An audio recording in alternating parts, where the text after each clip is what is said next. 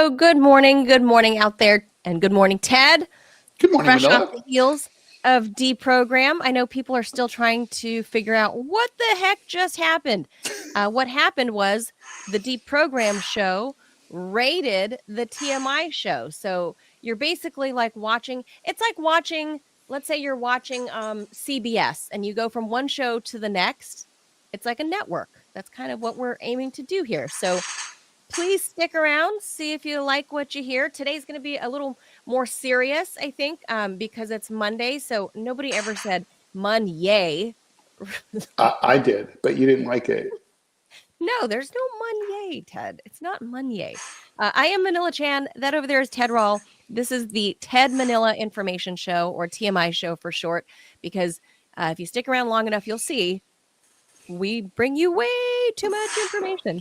A lot of TMI happening here. We do it live Monday through Friday, 10 a.m. Eastern time. So please be sure to hit the like, the follow, the subscribe, and the share button. If you can help by sharing our content, that goes a long way for the visibility, and a lot more people can discover us organically. And that really, really helps our little show. We've been at this for about a year now. I think it was mid or late October, Ted, that Voice of America put out the hit piece on us. Yeah, thanks, Voice of Freedom. You guys are awesome. Love you. So awesome. I'm so glad that the Biden government at least kept trying to attack us after they got us laid off. So that's nice. So here we are. They went after you by name. They named you too? I know. You were named, but they especially hate me because I was They like do hate you. Double Russian spy. They were like, wait, on Russian radio and TV? Must get this yellow-faced Russian spy. Right, true. So, it's I think right about now is our 1-year anniversary. So anyway, let's get to some of the serious topics plaguing our world, Ted, because it's getting cold. I don't know about you guys in New York, but Virginia is finally getting cold. The DC Metro, we're finally wearing coats. So I suppose, Ted, this is why the DOD is going to Latin America, south of the equator, I think. It's for the good weather. Agreed. Well, it's going to get warmer and warmer, for them, because that's how that works. Bombs are hot. Let's talk about it. It gets hot when there's kinetic warfare.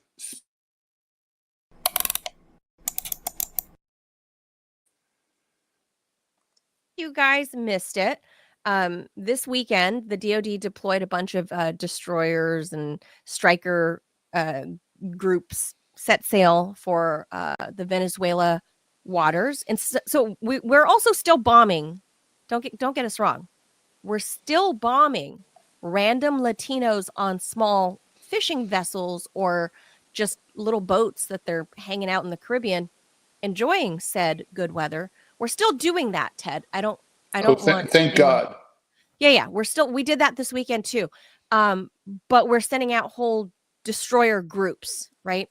And they've just made port at Trinidad and Tobago. So here's the news: a U.S. Navy destroyer equipped with guided missiles, helicopters, and U.S. Marines. We need the men, Ted. They have arrived in Trinidad and Tobago, just miles from Venezuela's coast, triggering a furious response from Caracas on Monday. The USS Gravely, what a name, an Arleigh Burke-class warship, docked at the port of Spain on Sunday to take part in joint exercises, because we always go there, Ted. Mm-hmm. We always go to the port of Spain. To do exercises with the Trinidadians, of course. They produce us some very good baseball players, in case Americans didn't know. Venezuelan officials immediately denounced that move, calling it a threat to regional stability. Executive Vice President Delcy Rodriguez accused the U.S. and its Caribbean ally of staging a military provocation near Venezuelan territorial waters, warning it risked igniting a broader conflict in the region. The USS Gravely's arrival at is part of a broader U.S. military buildup along the Caribbean as President Trump ramps up pressure on Venezuelan President Nicolas Maduro. Alongside the destroyer, the aircraft carrier USS Gerald R and its strike group, including cruisers, destroyers, surveillance, and electronic warfare aircraft and support vessels, have moved closer to Venezuelan waters, representing the largest U.S. presence in the region in decades. Washington says the deployment targets illicit trafficking and regional security threats, but Caracas sees it as preparation for military intervention. The standoff highlights escalating tensions between the two nations and carries global implications. Venezuela's vast oil reserves and alliances with, imagine this, Ted, Russia, China, and Iran, making the region potentially a flashpoint in a broader geopolitical struggle. According to the Pentagon, the deployment falls under U.S. SOCOM's broader operations to, quote, detect, monitor, and interdict illicit activities that threaten the security and prosperity of the United States. Gravely's presence accompanies the USS Ford Carrier Strike Group, which was deployed to the Caribbean last week, carrying fighter jets, electronic warfare aircraft, and, of course, surveillance planes. So since late August, the Caribbean has seen an unprecedented buildup of U.S. military forces near Venezuela. More than 10,000 troops and dozens of fighter jets have been stationed across the region. Many of the personnel are aboard 8 warships, while the remainder are based in Puerto Rico, about 800 clicks from Venezuela's coast. The Trump administration, which has repeatedly accused Maduro of leading a drug cartel, says the deployment is aimed at combating drug trafficking to the U.S. American forces have intensified strikes on suspected trafficking vessels out in the Caribbean and the Pacific, targeting at least 10 boats and reportedly, Ted, killing 43 people since just last month. Despite Washington's stated goal, the growing military presence has fueled speculation that the administration is preparing to remove Maduro from power, heightening tensions again in the region. So, Ted, again, we're going back to the John Bolton days, right? The mustaches plan way back, and this is before Trump's first administration, going all the way back to the Obama days, where they had planned on overthrowing Venezuela for a very long time. It's been part of that, the Washington, deep state Washington's geopolitical plans for well over a decade at this point, going back to the Obama era, going back to the Hillary Clinton era. This has been on the books and in the plans for a long time, hence why they tried to insert one Juan Guaido, who just last year, now that he's back to not being the official president of Venezuela, last year I saw a viral video of him trying to go to like a taco stand, and he got like the white plastic lawn chairs thrown at him by people. People were like, "Hey, it's Juan Guaido." To know him is to love him. That's right. So he couldn't even go get a taco, Ted. But I guess no Taco Tuesday for him. No Taco Tuesday for him. But as you and Robbie always say, if you're a traitor to your nation, expect that kind of treatment, right? Or worse. And that's precisely what this Juan Guaido character was. He was a failed coup attempt by the U.S. to install a leader that would be more friendly there.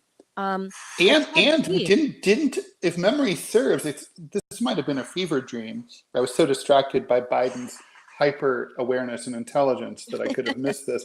But didn't the United States formally recognize Juan Guaido as the actual president of Venezuela?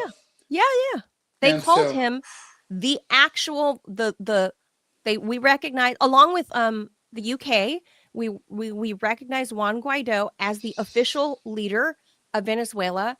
The Brits released thousands of physical pounds of bars of gold to Juan Guaido.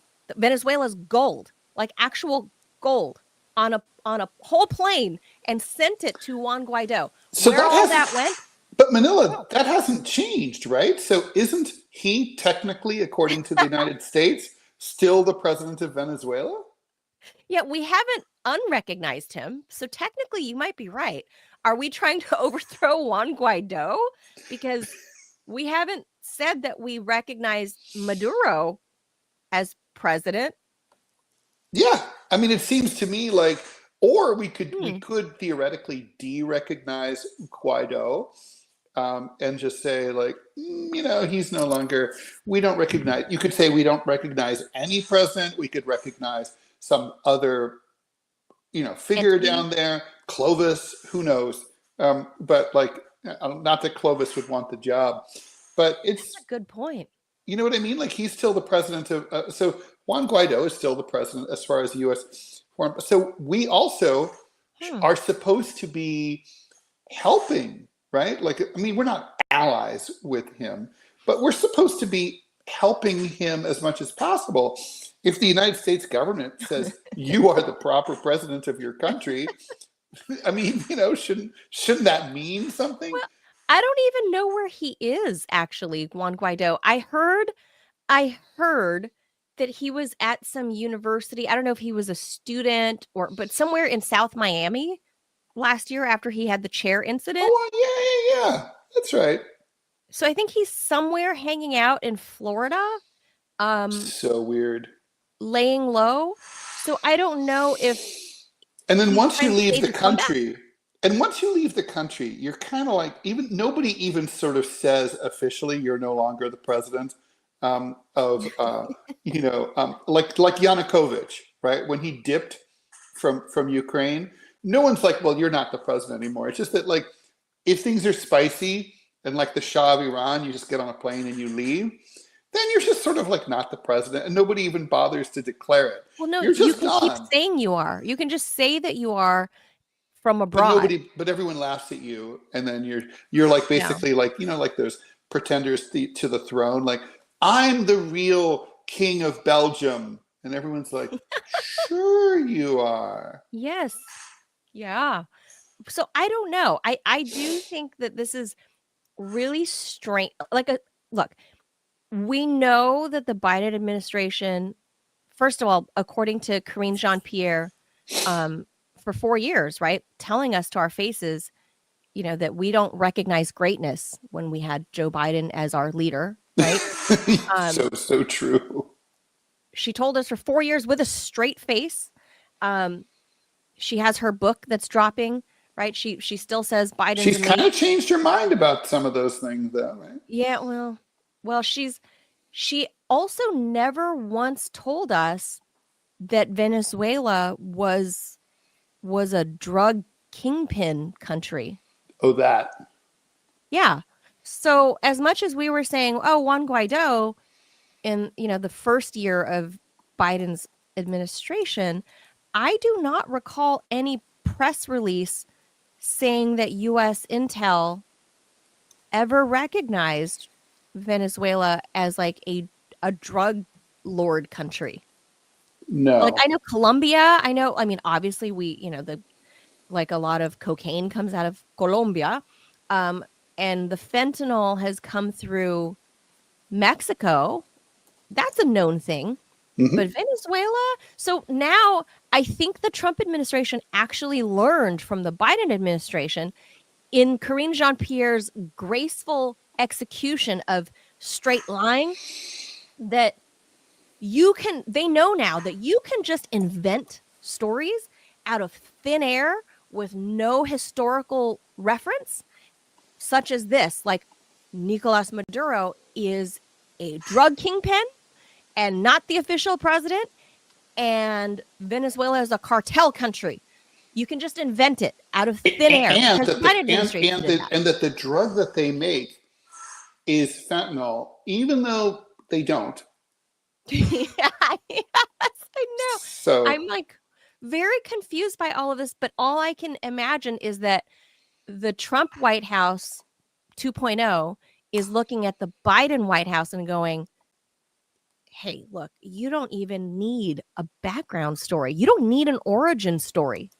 If you look at the Karine Jean-Pierre White House press office, you now know you don't need any background story. You can just invent it like Karine Jean-Pierre did on the fly every day about Biden being the most virile, Biden being the smartest, the sharpest. You guys don't know because you're not The in the human room with him tornado. like I am. Yeah, that's right. He's just I whirlwind. can't even keep up with him. That's what she And that's said. We that's can't right. keep up with him. Oh, Now, right. granted, she was very short. 40-year-old woman. Maybe she had like stubby little legs and she couldn't catch up with him as he ambled with his broken feet, shuffled across the floor. Didn't Commander break his toe or something? Yes, well, of course. It? Although, with the benefit of hindsight, I was very hard on Commander, as you know.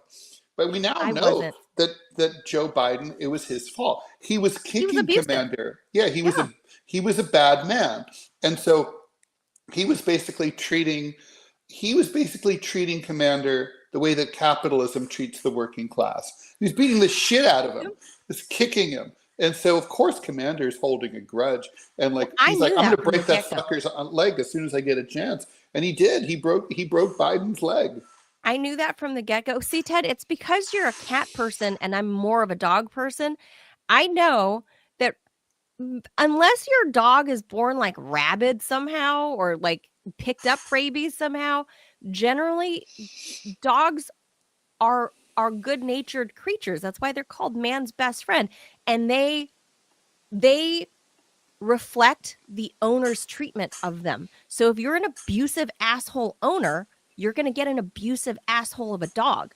And Commander was, as we know, was a bit bitey to all the He was a little bitey. People. Mm-hmm. But that's probably because he was terrified of human touch because Biden's over there kicking his ass. Yeah.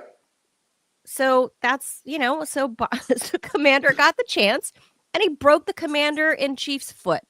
I have no problem with that at all. I'm on Team okay Commander, and I apologize formally to Commander you should. for my I don't know where previous slander. We don't know where Commander is anymore. He supposedly went to go live on a farm somewhere. That's always what happens. I don't know. I've really thought about Commander because, I like dogs. And I'm like, now that the Bidens are gone, where is Commander? Do you think, would you adopt Commander? If I had a different lifestyle, like when I was still single and stuff, I would have adopted Commander. Really? I mean, you're not afraid that he would bite you. No. You'd be like, I'm a good person. I'm nice. Commander would like give him proper training, and you can. Yeah, I've adopted. He would literally be a rescue dog. Yeah. I've rescued from the Biden family. I hate people call it like they go to the pound and just get a dog, and they're like, "Oh, that's a rescue dog." I'm like, "That's not a rescue dog. A rescue dog is a dog that was abused." Well, there are some. I did have a rescue dog. She was a rescue Saint Bernard from a dog, a big bust I saw on TV back in Southern California in the Inland Empire. A big puppy mill of Saint. She was a breeding mom dog, so she was a rescue, and she was one of the best dogs I'd ever had. And that just goes to show that like a dog can come from the worst background, but it takes some time, but you can really recondition them to be the good-natured creatures that they are. But That's cool. Takes some time. So I don't know about cats, if you can do the same thing. Maybe, I imagine. But so I really do wonder about Commander. We know with Hunter Biden, obviously, like, you raised that one like that, so obviously you're going to raise your dog like that, and you're going to, Yeah, it's true. I mean, Joe Biden, there's no evidence that he can be a good leader, even to his family. Yeah. So there's that. So when the White House came up with this dream of this Juan Guaido character and Trump 1.0, Biden 1.0, and I guess now they've ditched the Juan Guaido story and they're going with drug kingpin with no background. no proof, no background, and Making shit up. You just make shit up because I'm telling you, you learn that. They saw it from the Biden administration. Oh, well, and I mean, come on. Like, let's let's be serious, though. Donald Trump was president before Joe Biden, and he was an insane liar then, too. Although it's gotten worse, for sure. This is just like, Ted, I at least, if we go back to the 9/11 days in Bush Jr.'s administration, we go back to 9/11, I appreciate the fact that they at least attempted to craft a story. You know what I mean? Right. They didn't. Yeah, they had enough respect for the American people to lie to us, to think that we deserved an excuse, like a cheating spouse. At least try. Yeah, like the cheating spouse. Yeah, the cheating. It's not like, this is literally like, it's a good analogy, Manila. So literally back then it was like, oh no, like I work late. I'm the coach for the foosball team for the local high school, and then I had the volunteering at the Boys meeting. and Girls Club. Yeah, Kiwanis meeting. I was long time shopping, comparison shopping at the supermarket. Prices are so high. So as opposed to now, it's like, shut up, bitch, and make my dinner. Like, right. Don't ask me no questions, bitch. You smell like your whole head smells like pussy. Shut up, bitch, and make me a fucking drink. That's literally what it is. Shut up. Like, no, I don't. Like, no, I don't. And just going about doing what they're going to do. So that's basically what the Trump administration is doing now with sending warships. Ted, have you, in your recent memory, and mind you, I did straight news basically for the whole of the last 10 years, right? I do not remember U.S. SOCOM doing any major or anything of note in terms of military exercises in Trinidad. Do you? In Trinidad? No. Yeah, I mean, maybe never. I bet it's the first time they've ever been there. Yeah.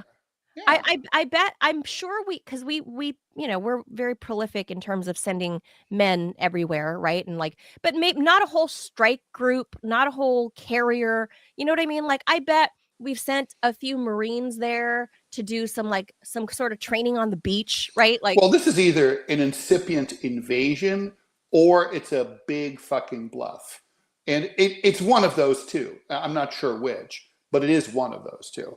Because it's not like, I mean, Donald Trump loves to make a big threat, like I'm imposing 5,000,000% tariffs and blah blah blah, and I'm gonna pee on your dog, and and then basically it's like, we're good now. So he likes to negotiate following that posturing shit. So this could really be that. I gotta tell you, 50-50. On deprogram, I said 51%, but now I'm thinking about it. It might be 49% to me. I think because Donald Trump doesn't like wars.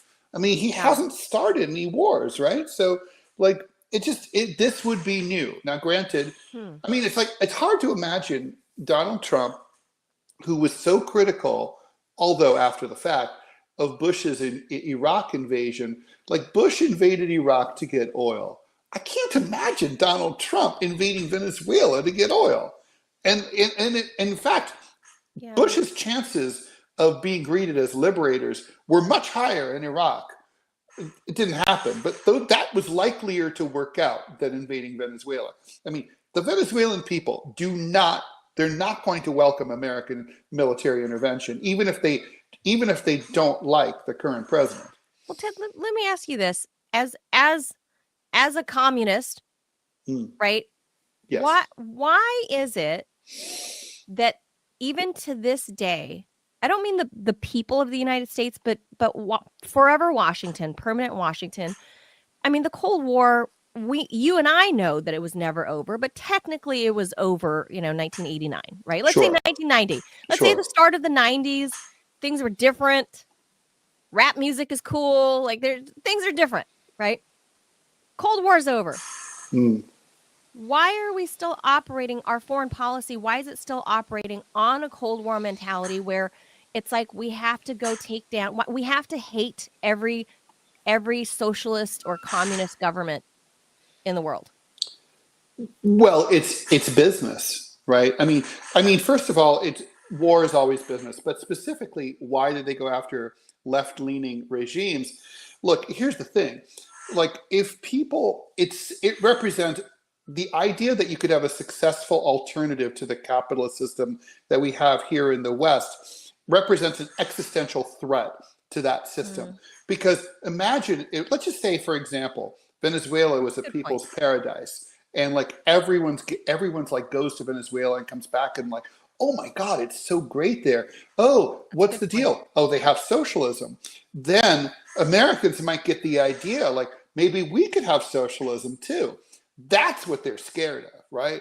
They really just don't want to see that anyone can do it better than we can or differently. So they have to, if they can't, they'd like to smash it down, but if they can't smash it, they have to fuck up and sabotage their economies and make it impossible. I mean, you always think about the talking point, Manila, that you constantly hear about Venezuela. Oh, their economy is really bad. Socialism has destroyed their economy. Really, you don't think it's American sanctions have destroyed their economy? Really? Like they say the same thing about Cuba, right? It's always like, that's always think about it. How often do they say, oh, Cuba and Venezuela have political prisoners? They don't have, they're a repressive regime. They talk about it, but it comes up like it's an afterthought. Their main criticism is always socialist economics doesn't work. And they always point to countries that are the victims of American and Western economic sabotage to make their case. Look at Iran. Look at them. We remember, we banned their diplomats from going to Costco, Ted. Thank God for that. I don't know what borough the Costco is closest to the United Nations building. Do you know where it is, Ted? What borough is it in? It's in Manhattan. It's in Manhattan? There's a Costco in Manhattan? Oh, the Costco. No, the closest, I think there's one in Queens. Well, no, I'm lying. There is a Costco in Harlem. Which really? I've actually been to. Yeah. Mm-hmm. Like the upper 100s? Yeah, like 120. It's like 128th or something like that. Oh. All the way over by the East River. Well, that's not super close to the UN building, but even still. No, but it's close enough. Even still. We banned the Iranian diplomats from going to Costco. Yeah. Fucking the dignity. Because they have something of a socialist government. Right. We can't allow that to happen. They don't call themselves socialists, but they're not exactly capitalists either, but they do operate. They have some socialistic aspects to their economy, they have for sure. Yeah, I would say it's a socialist leaning society, like healthcare and stuff like that, and even education. So yeah, for sure. So it's socialist leaning. So God forbid those damn socialists go to Costco when they're in town. And what's, by the way, Costco, by the way, is kind of a semi-socialist institution if you think about it, right? Because they use economies of scale to keep prices low, and they also pay their workers pretty well. A living wage, yeah. They get health care and college reimbursement. They get it's a good job to land a Costco job. Yeah, not bad at all. Mm-mm. And like Bob's Red Mill. That's another company I actually like to shop at. Wait, what the fuck is a Bob's Red Mill? You don't know Bob's Red Mill? That must be a regional DC thing. No, are you kidding? No. Look it up. Please look up Bob's Red Mill. I'm not even a socialist, but I support this business model. I think it's a wonderful business model. So this old man named Bob, like Burt's Bees, an old white dude an old socialist dude named Bob founded an oats company like 60 years ago. Or As one does. He makes oats. So he was an oatmeal guy. He was sowing his oats. He had his oats. And then it became like a grain and oats, like healthy eating thing. And I don't know if he had any children or not, or even if that's relevant. But anyway, as his business grew, he allowed his workers, so the workers own the company now that he's passed on. Bob died like 5 or 10 years ago. As one does. And the workers all own the company. So there's no like, they're the board. They are like, you cannot be part of the board. You cannot be like, unless you actually work at the factory. So the factory workers own the company. And I don't know if it's publicly traded. I mean, it's huge. It's a huge oat and grain company. I can't believe you don't know it. It's huge. No, not at all. And it's a great product, and it's like a non-GMO product. And I wish Bob was paying me for this, but Bob is not. It's just something I use in my house. It's like it's something I feed my family. You know, it's a healthy food product that doesn't use chemicals and stuff like that. And I love the business model that the workers are treated right. And they own the company, and it's not some board in New York City, you know, that is there for themselves and screw the workers. So Bob and Costco are businesses I give my money to because they're humane. So I would gladly promote them on our little show here. But yeah, you should look them up. It's a product I think you would gladly support because of their business model. I will do that. If you like oatmeal and stuff like that, Ted, chia seeds. I have to be kind of in a mood. I don't think I ever like wake up with like a mad, like my stomach rumbling for oatmeal. Like, no, it's not like man, I gotta fucking get me some of that. But I mean, I don't think they have instant. Yeah, I think they have grits. I don't know, Robbie. I think they have like overnight oats. Like these are real, like steel cut oats, like things you have to like cook overnight or at least for an hour. These aren't like instant. This is like, it's all right. Like, preparing show notes, put that thing on the stove and prepare some show notes. This is not Quaker Oats, like GMO shit. This is like, so I support that kind of business model. Like you give me some clean food, I will pay a little bit more of a premium. I will pay $2 more for that bag because the food is clean and you treat your workers well. Okay. All right. So I'll do that. But yeah, anyway, we're deviating. Okay, let's move on to the next topic. All right. So I've got this is a TED topic. It is a TED topic. Because you're French. Ted needs to pull it up. Okay, here we go. 2 men from a Paris suburb have gotten arrested in connection with the jewel heist last week at the Louvre. That, according to the French National Police, amid a nationwide manhunt looking for 2 more suspects. One guy got arrested at 10 p.m. at de Gaulle Airport while trying to fly from Paris to Algeria. The other one was nabbed by the cops as he was about to go to Mali, also in Africa. An investigator with the Paris Brigade for the Repression of Banditry. What a name. The special police unit spearheading the probe said, according to the French Interior Ministry, both suspects, whose names have not been released, are French nationals who live in Seine St-Denis. That is Seine St-Denis, that's a suburb of Paris. One has dual citizenship in France and Mali. The other one has dual citizenship between France and Algeria. Both were already known to the cops from past burglaries. Investigators said that they matched trace DNA evidence recovered from a helmet left at the scene to one of the suspects. This allowed the cops to put the thief under phone and physical surveillance. Both suspects are believed to have played active roles in the robbery on October 19th, in which 8 precious pieces of jewelry, including crowns containing thousands of diamonds and other precious gemstones, were stolen. Investigators say they're still determining whether there was an inside job source inside the Louvre. No new info has been made available on the whereabouts of the jewels. The prosecutor of Paris, Laure Becot, estimates that they were worth over $100 million. French Interior Minister Laurent Nunez praised investigators for making the arrest. Authorities launched a manhunt, of course. The stolen items include crowns, necklaces, earrings, brooches, some of whom belonged to Emperor Napoleon and his wife, valued at over $100 million. The team of thieves drove up to the side of the museum. Well, we know that whole story. So that's the story. The 4 suspects left the scenes on motorbikes Winding their way through central Paris, they were last seen speeding southeast on the A6 freeway out of Paris in the direction of Lyon.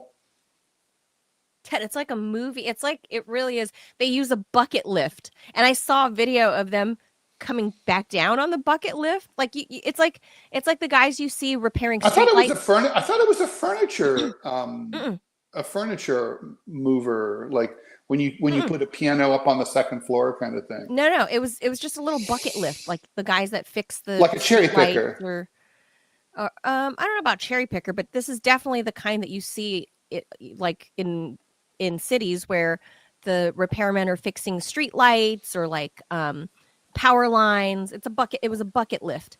And then I didn't see that they got away. By the way, hilariously, you're going to like this, Manila. Hilarious. The company that made the lift ran an ad on television in France saying like, no, they didn't. You can use our lift for all sorts of shit. No, they didn't. Mm-hmm. Like this is following the heist. yeah, because of the heist. What? They're making a joke. It's funny as shit. Well, I mean, look, I cannot believe that even happened. So obviously, I was like, "Are they? This is like Adrian a movie." 730 says Saint-Denis is like little Africa. Most security guards in Paris are African. That's true. I didn't know that. He's Adrian, I believe, is in France, so he would know. I did not know that, but I did wonder, why are these guys trying to escape to Algeria and like former colonies in North Africa? Like, are they of African descent? Are they North African? Are they part of a greater gang? I had also heard, Ted, that supposedly this was ordered. Well, how do we know this? So in other words, like, that's what I'd read. In, like, official French. Like, in other words, media. this wasn't like a bunch of guys, let's steal some shit and then figure out how to fence it later. Right. It was like, this was a what's the word? This was a hit job. Yeah, it was like a paid heist. Commissioned. It was commissioned. Yes. Mm-hmm. Yes. That's what I had read, but they're not mentioning it now. So I'm curious, like, if these guys squeal. Well, obviously, they're going to subject them to the prisoner's dilemma. Hey, your buddy already told us on you. You might as well talk to us. Always a bad move, right, to fall for that. But also, it's France. They're not nice to people in custody. The cops are probably beating these guys. Oh, really? I imagined the opposite. I thought they would be treated better than in the US. The French cops are bastards. People don't really realize that. Yeah, no. They're mean as shit. Do they even carry guns? They do. Yeah. Mm-hmm. Yeah. Oh. They carry. Yes, I'm not sure. I mean, they carry handguns. I think they have. Looks like, to my eye, it looks like they carry 9mm. But I'm not sure about that. I don't remember. Like, I know the British police, the Bobbies don't. They don't. Right? No. Yeah. But the French are not like that. I mean, you think that like, it's France and everyone they have their accordions and their berets. It's like they're and the national police are the worst. They're cops. Oh. Are they like the U.S. Marshal, basically? Is that what they are? Well, there's no equivalent in the United States. Although it looks like Trump would like to create one. But basically, it would be, I mean, look, the Gestapo is literally the German national police. So imagine an FBI, but instead, like FBI guys don't wear uniforms, right? So imagine armed FBI guys who basically can go into any state in the union, and they have jurisdiction across all provinces and stuff. Yes, in the same way that the state police can go, like state police can go into any town in the state, right? So state police rarely come into New York City, but they can and they do sometimes, right? Whenever they want. They don't have to get permission from the NYPD. They can arrest people. They can do whatever the fuck they want, write tickets, anytime. So in the same way that state police can go as they please anywhere within a state, right? Like Maryland State Police can go into Baltimore, no problem. Fort Meade, whatever. in that same way, national police can go into any state or city in France, any And that's province. who these guys were that were Or investigating more and accurately, made the arrest. in France, they call them departments of French département. Yeah. So these guys were the arresting group? So the national police they would naturally have jurisdiction in something. It's so high profile, not to mention they left the city of Paris. So they left that département. So so clearly, and not to mention, one guy was arrested at the airport. Look, it's not exactly like amazing police work. Literally, the guys left DNA at the scene. They're like, I know. And this guy's like, send to the lab.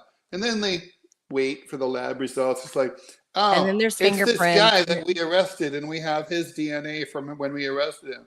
Oh, okay, it's Pierre. Go to his apartment and arrest him. La fin. And they probably just watched him to see if he would meet. They probably didn't arrest him right away. They wanted to see if he'd hang out with any of his co-conspirators, right? So they kind of watched him for a while. And then when they decided they'd watched him enough time, they're like, bam. Well, of course, one guy was heading to the airport. Right? Well, the other thing is like, okay, so supposedly it was commissioned. They haven't recovered the jewels. Yes, that's correct. So my guess is it's somebody the French police already know who, but can't touch because it's probably somebody so high profile, like that they can't fuck with this person, is my guess. Oh, I don't think the French play that way. You don't think so? I think that's like how the world works, is like if somebody that powerful can commission that kind of a heist, and like imagine if it's like a George Soros and he wanted to collect this shit. No, who's going to go arrest George Soros? France will. France gives really? no shits. No, it's like this is a major international scandal. The French look like fucking retards for having done this. Manila, they didn't insure them. Okay, they're uninsured. What? Yeah, and they put them on display. Yeah. Get out of here. It's not like Sotheby's insured that. No, like, are you kidding? They're not fucking insured for so much as €1. Okay, nothing. So my God. And they put them in a display case. There were no cameras on the site. I mean, they did it in the middle of the day, right? Like 9 a.m. It's like, I mean, I didn't know that. Well, that's now they just look like so they have to. They can't let this go. They look like megatards. So God. Yeah, that's what's going on here. So what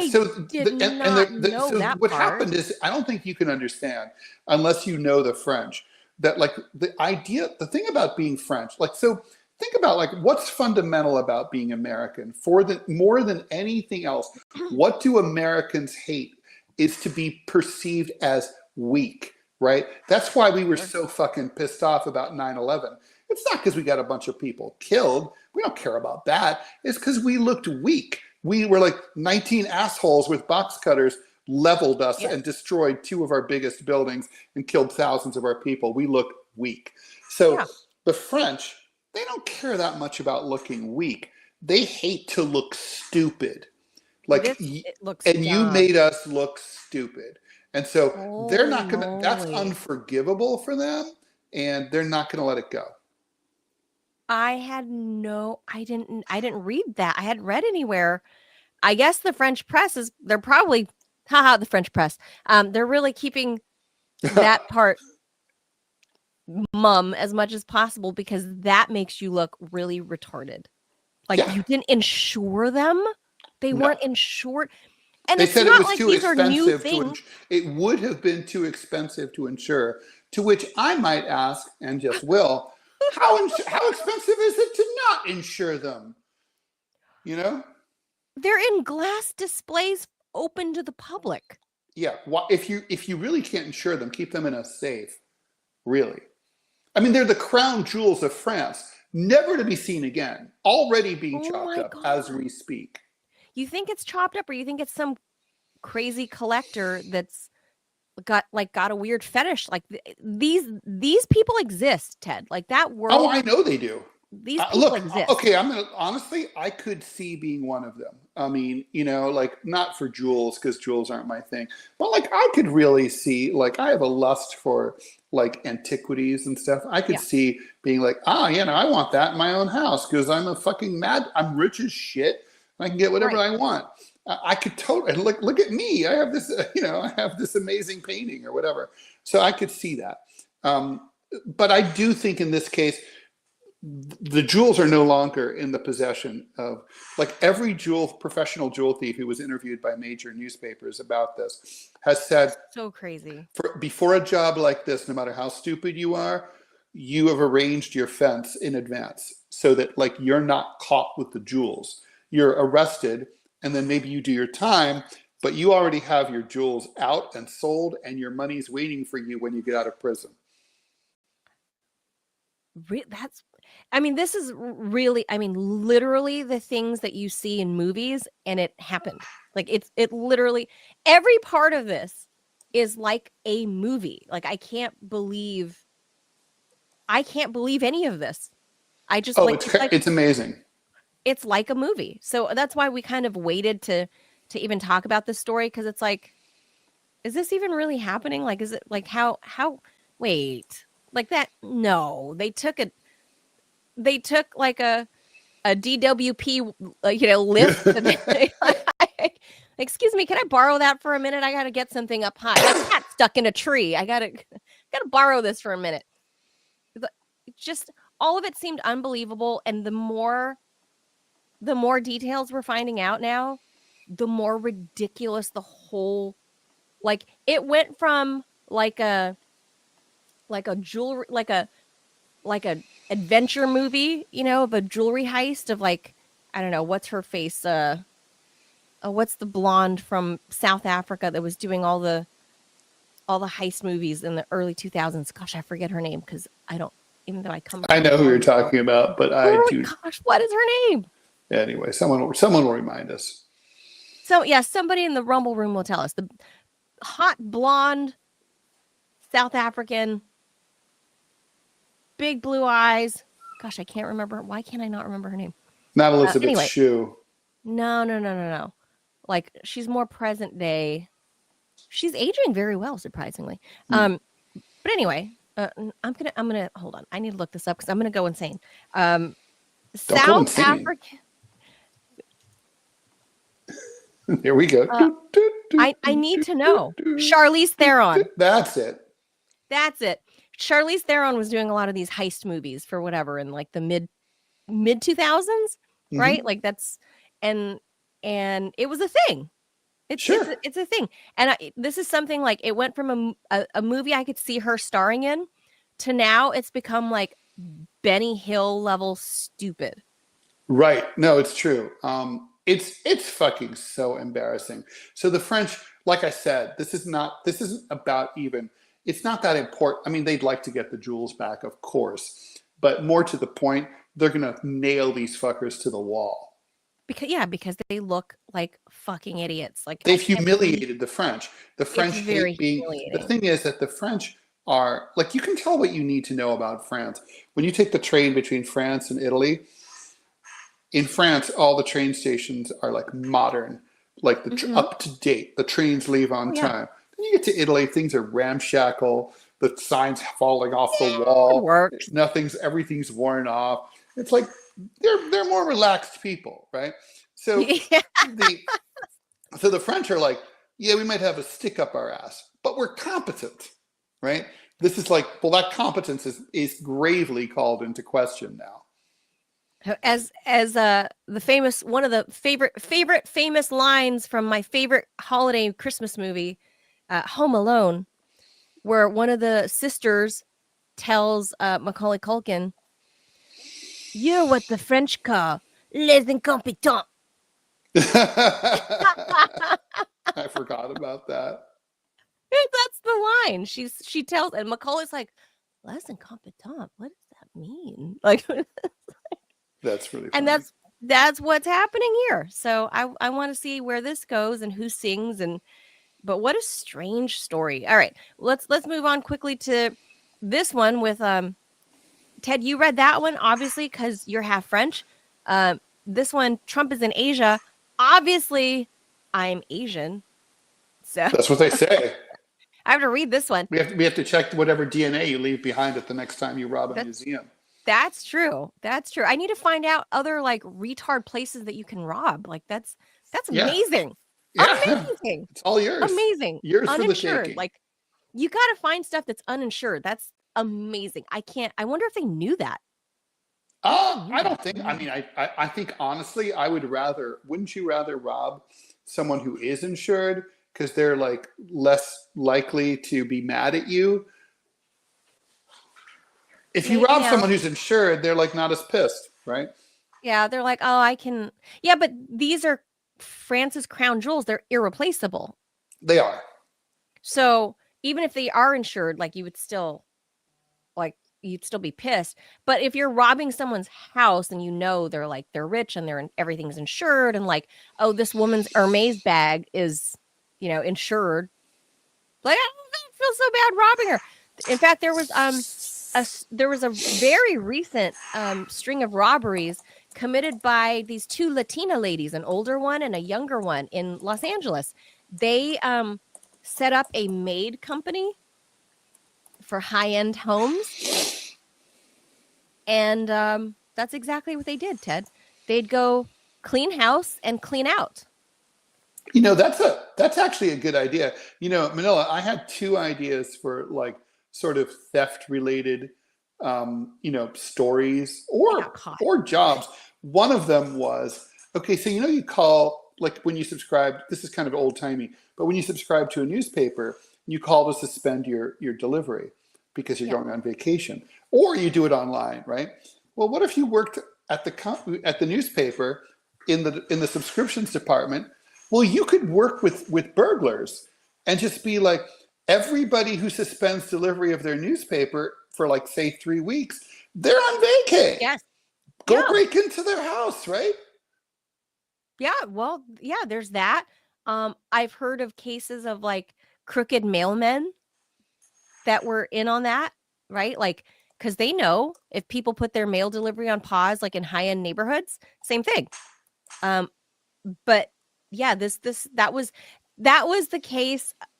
Literally like a month ago, I read about these two ladies in Los Angeles.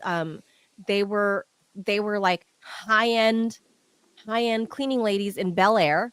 And an older Latina and a younger Latina woman. The younger one's very pretty.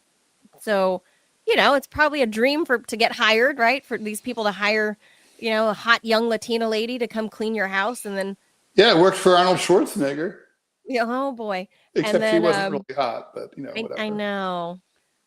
I know. Very. But looks aren't everything. Whatever. She's probably a lovely lady. Mm-hmm. But these two women, that's exactly what they did. But look, the houses in Bel Air, all those, I'm sure there were some things that were recovered, but I guarantee you all of those homes, those women's stuff that they stole, all insured. Well, yeah, you're not that mad. Yeah, exactly. I mean, you're certainly it's annoying and it's upsetting. Like, bitch, you stole my purse. Like, no, it's upsetting for sure. But that's the extent of it. I think it's just hilarious that the state of France did not insure their own crown jewels. I mean, like I said, I could understand almost like we're too broke to show them, although not really. But I mean, too broke to insure them. But if you're too broke to insure them, first of all, why are you sending money to Ukraine? Okay. Thank you. And secondly, if you're too broke to insure them, you can't afford to display them. They keep them locked up in a vault in France's equivalent of Fort Knox, right? And you put out the replica. Like that's... Or you don't do anything at all. You're just like, you can't show them because they're uninsured. We're going to have a GoFundMe, and so we can pay for the insurance. God, that's even worse than looking incompetent, Ted. You look like a broke ass. Yeah. Well, you look like a cheapskate. Yeah. Again, meanwhile, that's part of the problem too, is it's like, It's the majesty of France. No one. So you know how, like in the United States, sometimes like Americans are told, "Oh, we can't afford new textbooks for the kids," or "We can't afford health care for people who are sick," and people are like, "Okay." In France, no one believes that. When they say the government is like the French government says, "Oh, we can't afford to insure the crown jewels," everyone in France, left, middle, and right, they're like, "No, you're the French government. Yes, You have all the money. You have more money than God. You can afford it. Cut the shit. You chose not to do it." And let's not forget, Ted, the French are still holding the money from a lot of these African colonies. They're still in control. They have like guardianship. I'm just going to paraphrase and summarize it as that. The colonial power that French was, like in some of these African countries, the vast wealths of those nations are in the banks with like France's central banks. France controls their money, making interest, and they get to collect interest on those monies. I don't know if you know this. I did a story about that, so I know it's still happening. And that's part of why the African colonies are like trying to kick Macron and the military out. And they're saying, also, by the way, dude, give us our money. Like, you stop. We're not Britney Spears. Stop controlling our money. Like, give us our money back. And the French central banks are like, don't know. We will think about these. Like, we're not sure. They haven't given them. So look, if you're going to hold on to other people's monies anyway, can't you use that money as a loaner to like pay the insurance bill? You mean the way that the Europeans are using Russian deposits? Yeah. So just like do that, right? Like, and then just use that money against that it's just a shell game. So there's ways to move money. Money is fungible, Ted. The French know this. You're a major nation state. If you need more money, impose some tariffs or raise taxes, right? This looks so. I didn't know they were uninsured. That part takes the cake. That part makes me like. I cannot believe, like this. Look, you add this to Emmanuel Macron having his ass being handed to him by his wife on that plane, and you're just like.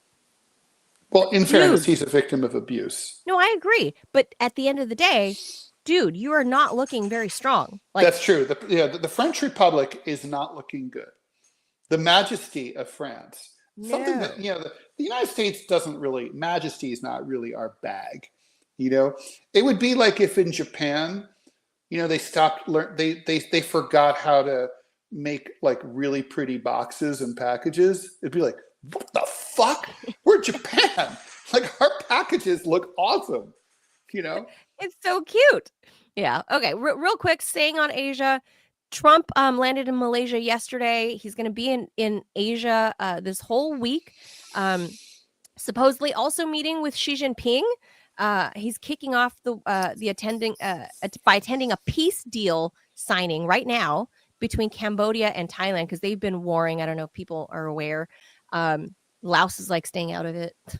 It's like we're just kind of stuck in the middle. We're just not taking part.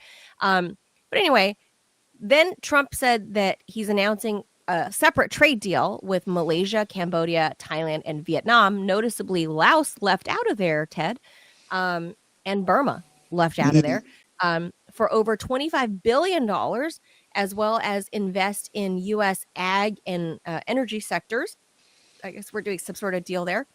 So Malaysia and Thailand agreeing to supply the U.S. with access to critical minerals, because we know they've locked down their deals, like, they're working on Afghanistan critical minerals. They've got deals locked up in Mexico. So the U.S. is trying to counter with its own. So then he'll attend the APEC conference, which is the Asia Pacific Economic Cooperation Conference. That one's held in South Korea this year.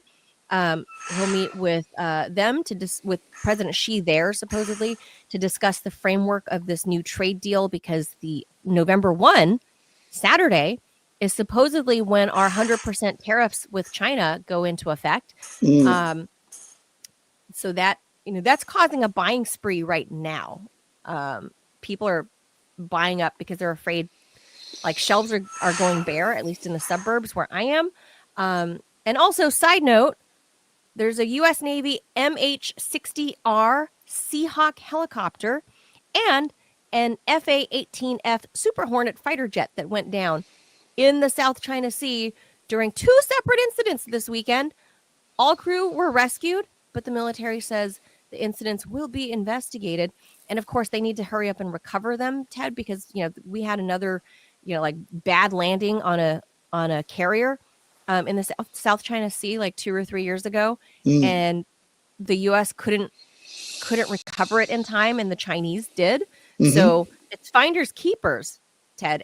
But don't the Chinese usually return our stuff eventually? After they've had a little talk, checked everything out, a chance to have a little look-see, a little copy of what we took the liberty of looking under the hood, just making sure your oil is filled. That's right. Making sure you didn't pollute the South China Sea. Yeah. They just take a quick scan, and then they're like, okay, here's your broken plane. Yeah, here's your broke-ass plane. Here's your broke-ass plane. And then we're gonna go do our own thing over here. And yeah, so that's kind of what's happening right now in Asia. I think Trump supposedly hammered out for Thursday ahead of Halloween, because you know how scary it'll be on Halloween if the sale isn't consummated on Thursday, Ted. TikTok. Right. Well, won't they just kick the can down the road again? I don't know. Supposedly, it's. I think maybe no one's ever going to buy. Maybe no one's ever going to buy TikTok. Well, I thought the Ellisons and some other rich people were. That's what I heard. Lying. But then, I don't know. They're derping around. It's supposed to be consummated in Asia. So I guess we have to look and see the private jets of like Larry Ellison and all these other wealthy people, if they're flying into South Korea, where Xi Jinping will be on Thursday for the APEC conference. That will be telling. So if Thursday goes sour for TikTok, then I think the tariffs kick in on Saturday. That's a sign, I think. If they can't broker TikTok, I think if they can't broker TikTok, then it is going to be a pricey Christmas. So buy the kiddos presents now. I'm just putting it out there for anyone planning. Skip over Halloween. You have this week to buy the kids Christmas presents before 100% tariffs kick in on all those toys that are all made in China. All of them, everything. So that's true. Buy it quick and just hold it, because I don't know that I don't trust that a deal is going to happen. I really don't. Well, I mean, we're told this so many times. Look, it could happen, but it's just like at a certain point, you're like, okay, like it's probably not going to happen anytime soon, right? Obviously. Yeah. Well, I would rather a bird in the hand, right? Worth 2 in the bush. I would rather be stocked for Christmas prezzies now in October than have to pay double or 2.5 or 3 times the amount otherwise if I wait until Black Friday. Yeah. I'm a planner, but I'm a prepper, Ted. I told you I have my MREs, I have cans, I have like huge containers of water in the garage that we go through every, like few months, and like clean water. I'm a prepper. So Christmas included. Prepper. Fair. All right. One more story here to get to do today. More than 41 million Americans will go without food stamps next month unless Congress votes to reopen the government in time, which doesn't seem likely. That according to the Department of Agriculture. With the shutdown now into day 25, Senate Republicans and Democrats remain at an impasse over expiring health care subsidies. Bottom line, the well has run dry, the USDA wrote. At this time, there will be no benefits issued November 1st. That's, of course, Saturday. During fiscal year 2024, the government's Supplemental Nutrition Assistance Program, known as SNAP, used to be known as food stamps, supported on average nearly 42 million Americans, or 12.3% of the American population every month. I didn't realize that 1 out of 8 Americans is on food stamps. Nice capitalism you've got going there. Anywhere between 4.8% and 21.2% of each state's population was on SNAP in 2024. What shitty Republican state is it that has 21% of their population on fucking food stamps? It's in the South. I saw the Has to be like graphic. Mississippi or Louisiana or something. Yeah, like it's Arkansas. somewhere in the South. The total spending for SNAP reached $99.8 billion that year, averaging out to $187.20 per participant per month, which is really nothing. While the federal government fully funds the program, states contribute part of the costs of administering SNAP. In an October 24th memo, the USDA said it can't use agency emergency funds to keep SNAP going unless Congress passes a funding agreement. SNAP contingency funds are only available to supplement regular monthly benefits when amounts have been appropriated for but are insufficient to cover benefits. The contingency fund is not available to support 2026 regular benefits because the appropriation for regular benefits no longer exists. The state says that the memo says the money is used for hurricanes, tornadoes, floods, emergencies that can come on quickly and without notice. The memo was met with criticism by the Center for Budget and Policy Priorities, a liberal think tank, which pointed out that the agency is contradicting its now deleted September 30th lapse of funding plan page, which can still be found in an archived version of the USDA website. Congressional intent is evident that SNAP's operations should continue since the program has been provided with multi-year contingency funds that can be used for state administrative expenses to ensure that the state can also continue operations during a federal shutdown. The agency's now deleted policy reads, these multi-year contingency funds are also available to fund participant benefits in the event that a lapse occurs in the middle of the fiscal year. Center on Budget and Policy Priorities President Sharon Parrott, unfortunate last name, who served in the OMB, the Office of Management and Budget, between 2016 and 2017, and DHS, that's Health and Human Services, between 2009 and 12, said that the Trump administration legally has to keep SNAP going during a shutdown. The administration itself admits these reserves are available. It could have and should have taken steps weeks ago to be ready to use the money. Instead, it may choose not to use them in an effort to gain political advantage. Last week, officials from multiple states said food stamp recipients who saved up their benefits may soon lose access to the money if the government shutdown continues.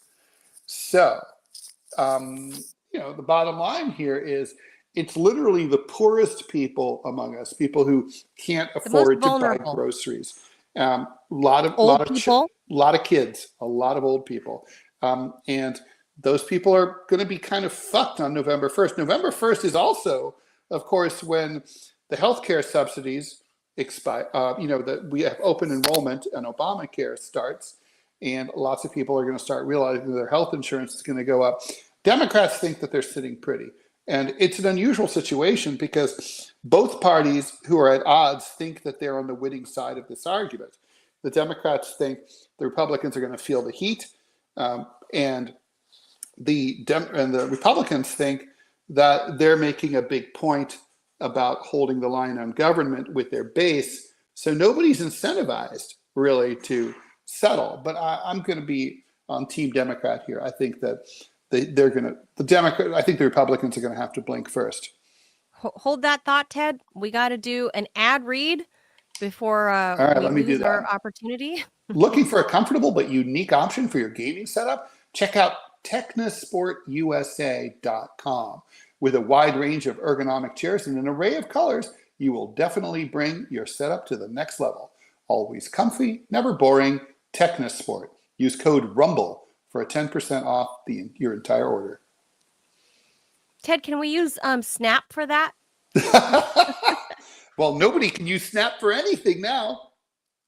This is just completely fucked up on so many levels. Like, so the Obamacare stuff, I'm of mixed feelings on that because of, how much government subsidy money has gone in to make Obamacare work, right? Which is why it's driven up prices for everybody else. Because I mean, there's a trend here. Whenever the U.S. government pours money into any one sector, No, it drives up the prices. Manila, I So, gotta push back on that. It's I the don't know. opposite. It's the opposite. I mean, with the government pushing money into Obamacare subsidies, that's actually making people who get insurance through their employers or who have private insurance that's not through the ACA, it's subsidizing their rates as well. So I don't know. I'm not the math person, but I just know historically, if you're flooding the market in anything in any one place, then well, think about it. You're right, and it's supply and demand. I mean, if you have more money going into covering insurance, it creates economies of scale. So, for example, let's say you have 20 million people who are currently getting health insurance who would not otherwise get health insurance.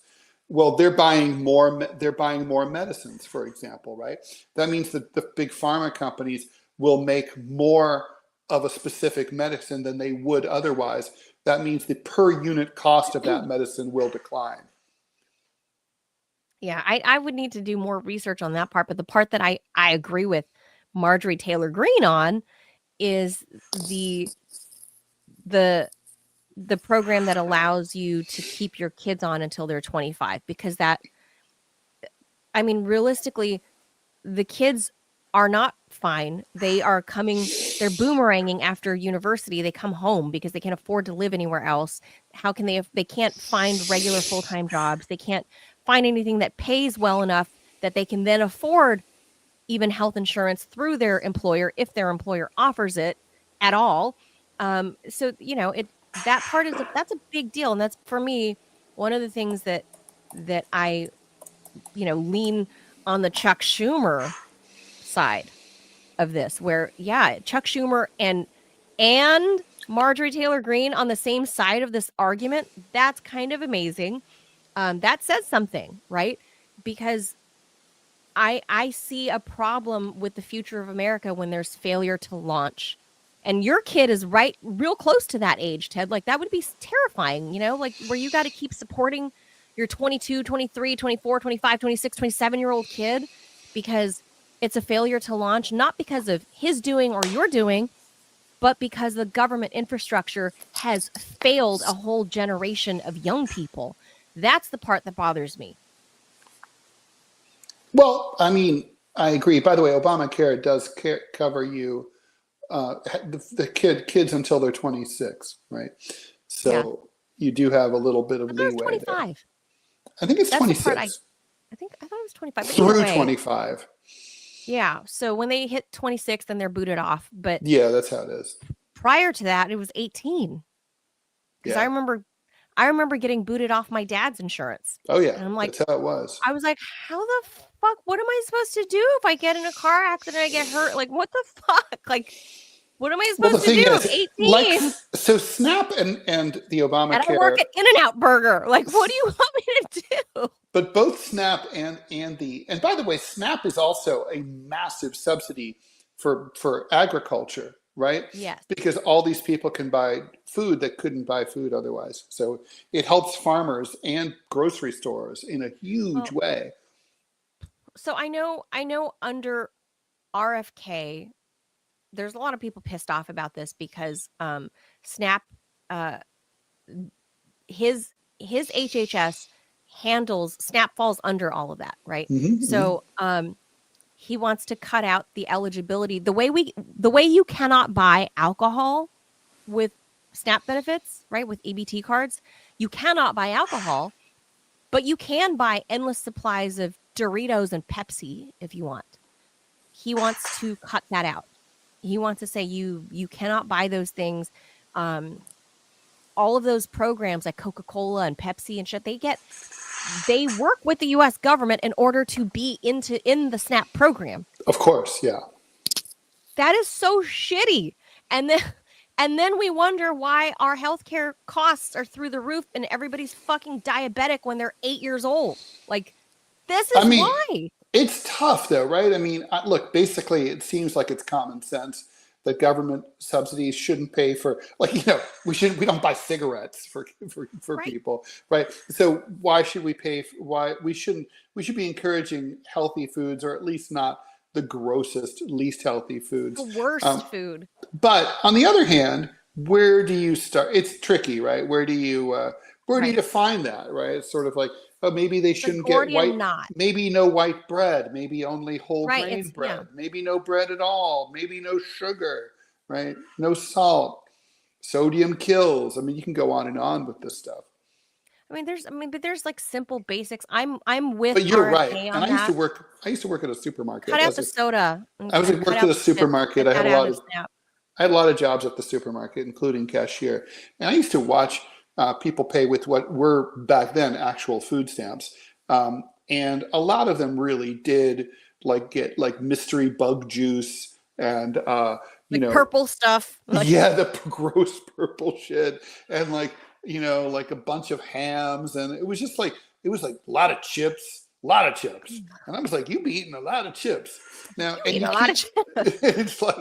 it's like you do you, but like, I think a lot of this program got a bad rep because other people would see that and they'd be like, oh, these are trashy people buying trashy food. Fuck them. But yeah, part of it is the subsidies that go into the corn sector, for one thing. And the corn sector feeds right into Frito-Lay. And then Frito-Lay makes you all the Fritos and Doritos and Cheetos and all the toes. And like, so. And the toe jam.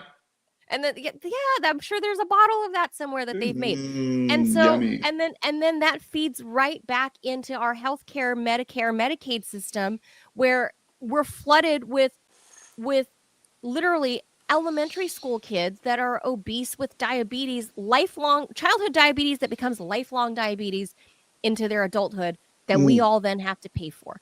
Like, they're just this whole reform of everything. So I know the Republicans are arguing on that side for the, some of the RFK amendments that he wants to make. Then the Democrats are arguing with, the Affordable Care Act stuff. So it's like, can you guys remember the Democrats told us when RFK proposed this idea, they said he was racist. Remember that? Yeah. Yes. Yeah. Mm-hmm. They said he was racist because you want to cut out soda from SNAP. Mm-hmm. Well, you're racist. Like that. Well, I think what it is it's paternalistic. Like that, Democrats. It's paternalistic is what it is. And that's not necessarily good or bad, but it is no doubt. It's big government telling you, you cannot eat that. You can eat this. But we do I that think anyway. I think you can sort of, it's sort of like, Manila, have you ever been in a situation where you had a friend who was down and out and they're like, I just need like $500 so I can, and then you give it to them and then they're like, then you're like, the fuck, you bought new shoes? What the fuck? Oh, I've been that friend that's been suckered into giving it's a loan, but you and I both know, Ted, that you will never see that. Whenever, this is my advice also for parents, never lend your kids money. Like, because it just creates problems. Give it to them, assume that you will never see it again. Yes.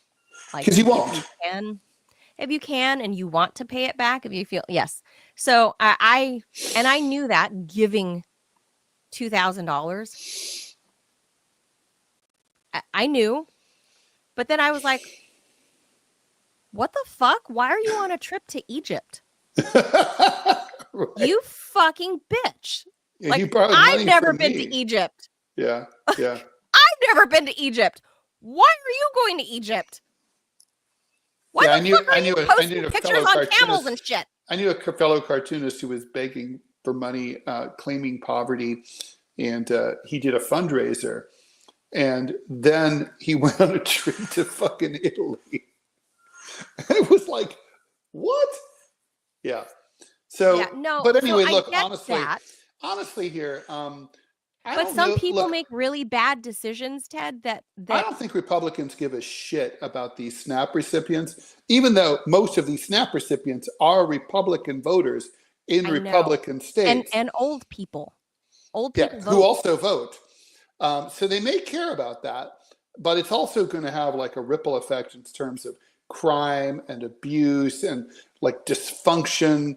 I mean, I got to say, Congress, you got.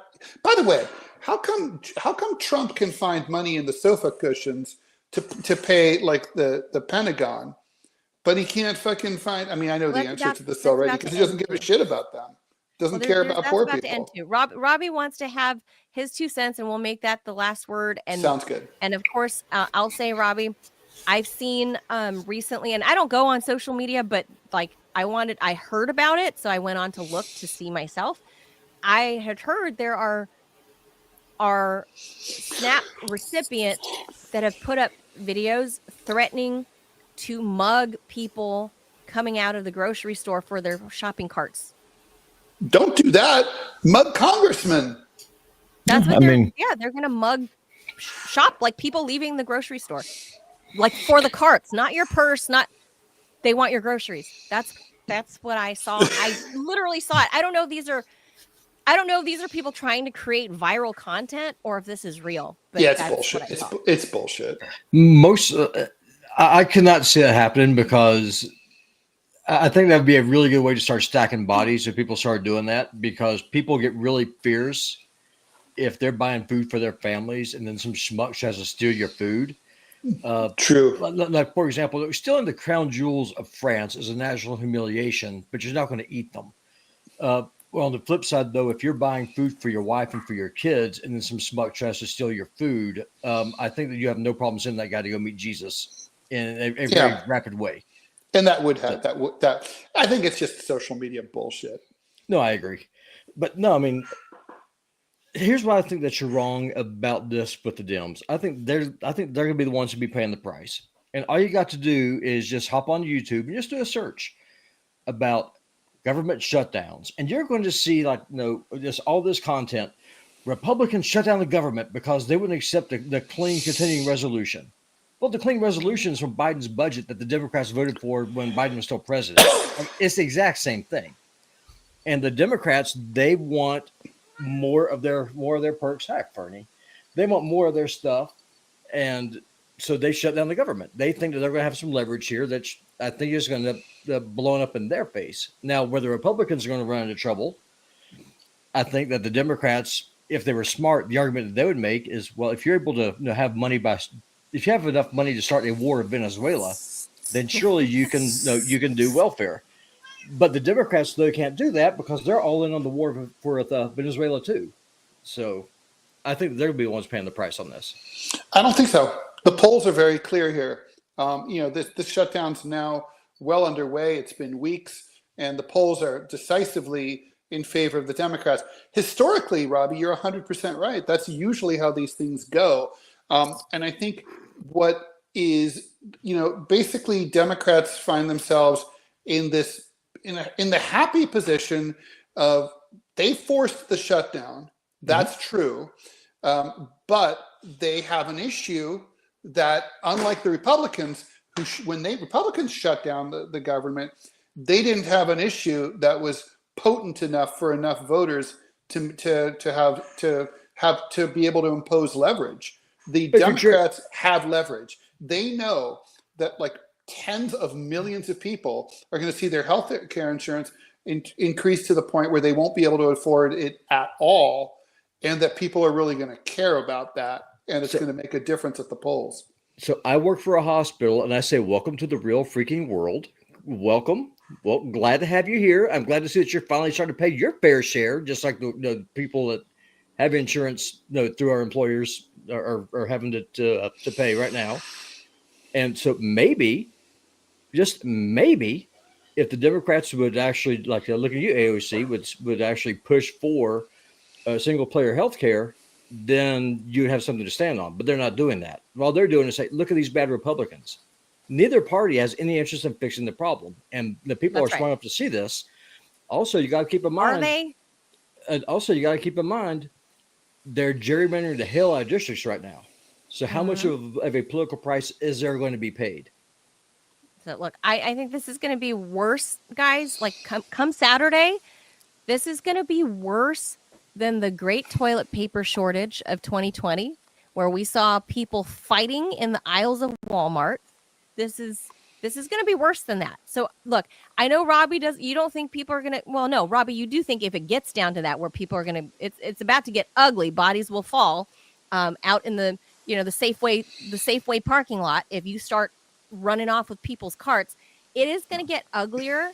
I believe come Thanksgiving, if this isn't solved, and there's a possibility it isn't, come Thanksgiving, it's going to get uglier than the toilet paper shortage of 2020. If that happens, I think what you're going to see is not going to be people robbing shoppers. I think it's going to be flash mobs going and looting stores. Just looting? That's what's going to happen. I think that would be better than robbing individuals. It would be a total disaster. Horrible.